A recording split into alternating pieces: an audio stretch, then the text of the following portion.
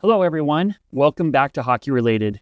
I'm Matt Trotter, and today we're talking about Belle Fraser. How does a young reporter capture the roar of a city's first NHL heartbeat and turn it into a symphony of stories that echo far beyond the ice? Does anyone have any questions? You and Cooley combined for 7 points tonight. What do you think has made you two so effective on a line together?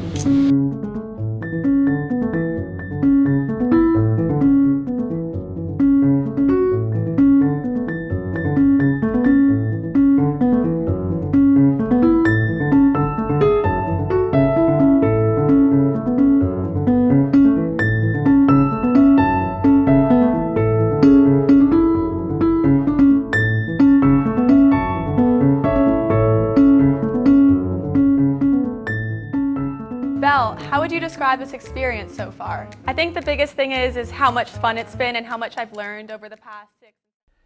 In this episode of Hockey Related, we spotlight Belle Fraser, from Boston University journalism standout to a multimedia producer for the Boston Bruins and a beat reporter for the Utah Hockey Club during its inaugural season, and a deeply rooted family legacy that spans continents and wartime resilience.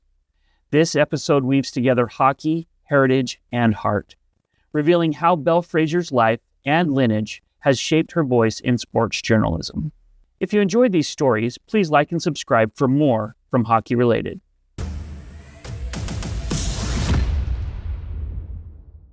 Fraser joined the Boston Bruins as a multimedia producer. In her rookie season, she delivered real-time recaps, locker room soundbites, and viral social clips. Her content consistently ranked in the team's top engagement metrics, cementing her as a rising voice in pro sports media. Fraser's pivot to the Salt Lake Tribune in the fall of 2024 was a bold leap from the Boston Bruins multimedia production to beat writing, where she immersed herself in the Utah Hockey Club's inaugural season. Drawing on her skills in multimedia storytelling, she covered the franchise's relocation from Arizona, blending on-site reporting from the Delta Center games and the Olympic Oval practices with player profiles and community pulse pieces. As the hockey club's dedicated beat reporter, Fraser delivered comprehensive game recaps, trade deadline breakdowns, and opinion columns that dissected key moves, like the acquisition and stability of Alex Kerfoot. Her standout series weighing the Outlaws' nostalgia against the historic Mammoth on the team's search for an identity captured the Utah fan voting name reveal, culminating in the April 2025 announcement. Fraser also launched Inside the Club, a Tribune-sponsored hockey club podcast, hosting episodes with team interviews, analysis, and listener Q&A. By her departure announcement in September of 2025, after a year of 200-plus bylines and viral fan engagements, Fraser had not only documented Utah Hockey Club's 38-3-14 finish and a playoff push, but also fostered a devoted readership, proving her knack for weaving hockey's drama with Utah's burgeoning passion. Her Tribune tenure solidified her as a versatile voice in NHL journalism. Fraser landed her dream gig as a multimedia producer for the Boston Bruins. She now crafts real-time recaps, player spotlights, and behind-the-scenes content from TD Garden. Fans bid her goodbye with #ThankYouBelle trends, but her legacy lingers on in Mammoth lore.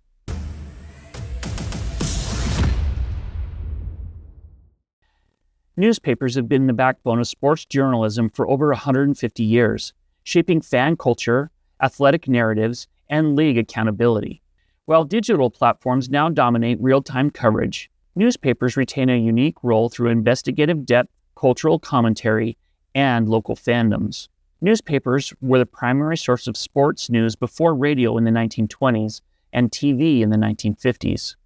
Sports journalism found its roots and content started appearing in newspapers in the early 1800s. The New York Herald was the first newspaper to publish consistent sports coverage. The New York World in 1883 was the first newspaper to have a full-time sports department. From 1880 to 1920 saw a massive increase in sports coverage and publications. A study showed that in 1880, only 0.4% of space in the newspaper was dedicated to sports. By the 1920s, that proportion had risen to 20%. Newspapers focused mainly on play-by-play coverage and game recaps of sport events. Local publications started hiring beat reporters who were tasked with following all developments pertaining to the team. This included traveling with the team and interviewing the players. Teams also started constructing dedicated sections called press boxes in stadiums for the press to sit in and record notes about the game. Publications like the Quebec Mercury and other local newspapers in Canada and the United States reported on early games and teams. The creation of the Hockey News in 1947 marked a pivotal moment, offering dedicated hockey coverage that detailed the NHL's expansion and major events for decades. Within its first year, the magazine sold 20,000 copies, a figure that grew to 50,000 by 1967, coinciding with the major expansion of the NHL. Newspapers are no longer the first to break news, but they remain the last word on meaning. In an era of hot takes and AI summaries, their role is distilling chaos into insight, holding power to account, and preserving the soul of a sports fandom, one story at a time. Newspapers are invaluable in genealogy for their ability to provide not just names and dates, but also stories, historical context, and community connections for your ancestors.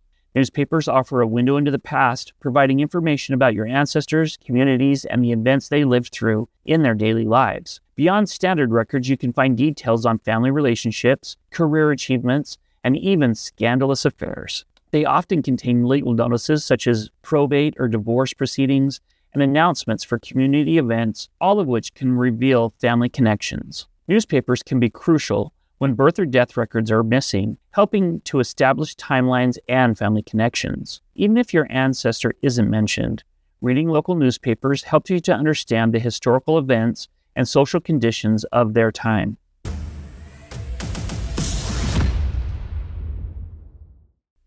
Belle Lavalle Fraser was born November 14, 2001, to parents John and Stacy Fraser.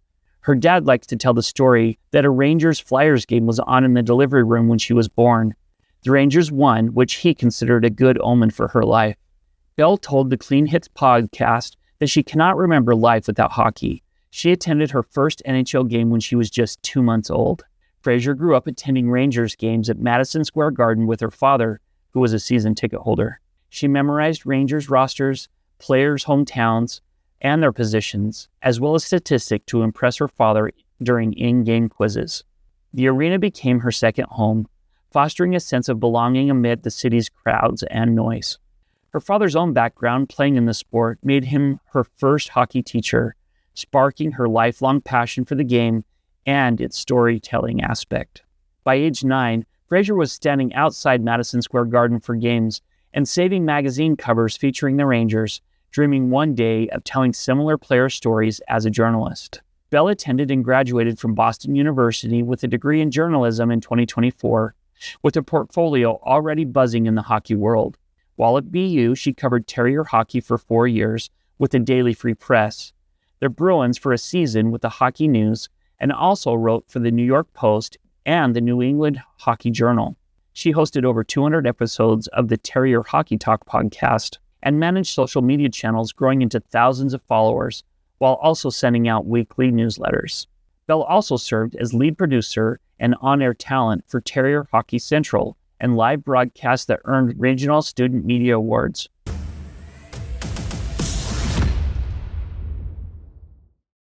Spanish and Latin America persons customarily use the surnames of both parents. This double surname is derived from the first surname of the father and the first surname of the mother. Neither name is considered a middle name. The surname of the father precedes that of the mother. Two surnames may be connected by the letter Y, which means and. For example, Juan Gomez y Conde, as Juan is his first name, Gomez as the surname of the father, and Conde as the surname of the mother. The preposition de, with the articles el, la, los, or las, will appear in a number of surnames. For example, the surname may be known as de la Torre, or de Alba, or de la Cruz. When she marries, a woman commonly drops the surname of her mother and adds the first name of her husband, preceded by the preposition de. This indicates that she is the wife of that man. Maria Gomez, married to Juan Martinez Ramirez, would become Maria Gomez de Martinez.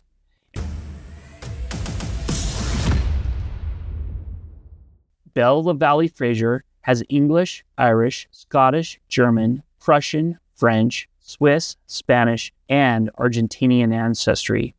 Most of her ancestors are from Northern Europe, Great Britain, and British colonial America, with the exception of her mother's paternal line. She has 3 direct ancestors who arrived in North America on the Mayflower, the same 3 that are also related to Kyler Yamamoto. Her 12th great aunt was Rebecca Town Nurse, who was accused of witchcraft and executed by hanging in New England during the Salem witch trials of 1692. Belle's middle name is Lavalle, which also is her mother's maiden name. The Utah in me wants to pronounce her name like Lavelle, as in Lavelle Edwards. I looked up the pronunciations of the name and also got mixed answers. As names are anglicized or Americanized, they change pronunciation. It looks like Lavelle or Lavalle is a good guess, but I bet her great-grandfather probably pronounced it more like Lavasse or Lavasse. The Lavalle name is cemented in Argentine history for both good and bad. Many of the histories I found directly connected Belle's family line with the president and other leaders of Argentina, who gained power through revolution and a military coup. I don't feel comfortable both in researching Argentine records, but also in drawing conclusion that these are her direct ancestors. However, the story that follows of her great-grandfather hints to a connection to the Argentine government, so it is plausible that she is related to the family in some way. Belle's great-grandfather, Raymon Muñoz Lavalle, was also a reporter for a newspaper. As a traveling correspondent for La Nación, he first traveled from his home in Argentina to Japan in 1931 at the age of 23. He covered the Manchurian incident, where an explosion destroyed a section of railway near the city of Moncton. The Japanese who owned the railway blamed Chinese nationalists for the incident and used the opportunity to retaliate and invade Manchuria. Raymond also visited Malay, Singapore, Dutch East Indies, Africa, and Arabia before arriving in Spain in 1934. In 1935, he was assigned to serve in Argentina's consular service in Glasgow, Scotland. In 1939, he was appointed Argentine consul to Hong Kong. He had been serving in Hong Kong for almost 3 years when he witnessed the December 25, 1941 invasion by Japan, and after 18 days of fierce fighting, the subsequent occupation.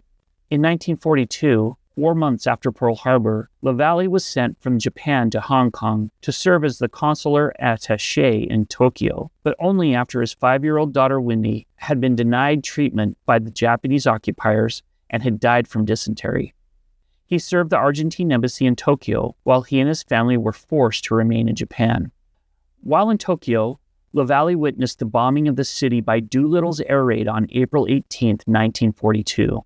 They were able to flee the country on January 19, 1943, and the family traveled for 3 months to freedom through Manchuria, Siberia, the Caucasus, Africa, and finally to South America. In April of 1943, Lavalle resigned from foreign service in protest against Argentina for being the eyes and ears of the Japanese government in the Western Hemisphere. On May 29, 1943, Lavalle, his wife, and 2 living children arrived in the United States as political refugees, and in 1950 they were granted citizenship. Their son Arthur Jack Cimarron Lavalle, who is also Belle's grandfather, went on to have a long career in the Air Force, representing and protecting the United States. I feel like I've learned to love hockey in a large part due to Belle. She was engaging and personal.